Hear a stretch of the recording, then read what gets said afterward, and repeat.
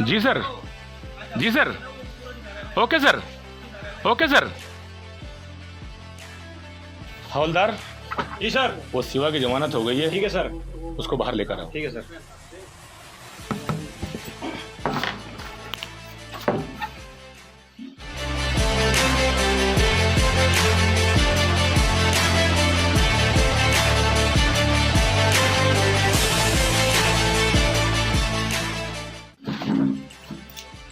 शिवा, मुझे यकीन है कि तुम दोबारा कोई भी काम ऐसा नहीं करोगे कि तुम्हें दोबारा इस थाने में आना पड़े। ठीक है?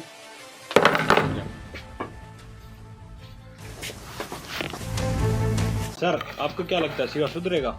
सुधरेगा, जरूर सुधरेगा, लेकिन थोड़ा वक्त लगेगा। तुम एक काम करो, जी सर। इसका पीछा करो। ठीक है सर। ये कहाँ जाता है, क्या करता है और किससे मिलता है।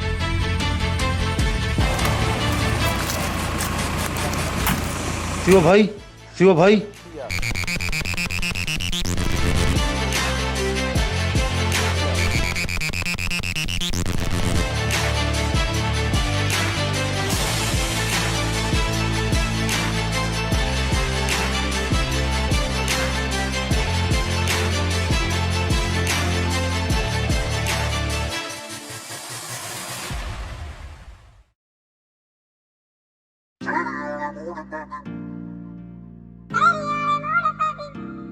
न मन जानिए तू न्यूए खेले जिंदगी तजुए थोड़ा वेट कर छोटू गुरु माना कर तुए न मन जानिए तू न्यूए खेले जिंदगी तजुए थोड़ा वेट कर छोटू गुरु माना कर तुए तेरे जितने सयार सारे हो जाएंगे फरार तेरे एरिए के डॉन मेरे चले लागा सा तू आइए कदे कोर्ट तारीख तेरे बाप की कचहरी वाले मोड़ पे भी मेले लागा सा तू आइए कदे कोर्ट तारीख तेरे बाप की कचहरी वाले मोड़ पे भी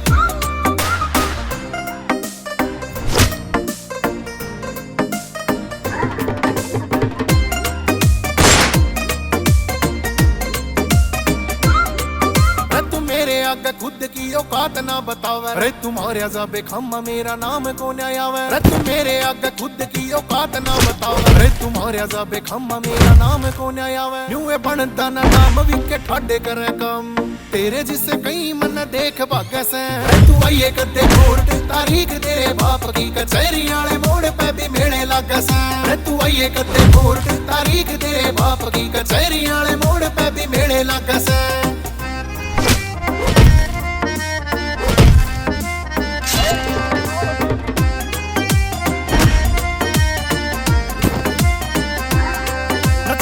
ख्याल रोब मारे होवे बेटे चोब तेरी नहीं बदमाशी मारी दादा लाई जोब न चल आख्याल रोब मारे होवे बेटे चोब तेरी नहीं बदमाशी मारी दादा लाई जोब न तू बने शिकारी जोब घनी ठाडी मारी मारे बेटे नले बेबी दले लागा से तू आइए कदे कोर्ट तारीख तेरे बाप की कचहरी वाले मोड़ पे भी मेले लागा से तू आइए कदे कोर्ट तारीख तेरे बाप की कचहरी वाले मोड़ पे भी मेले लागा से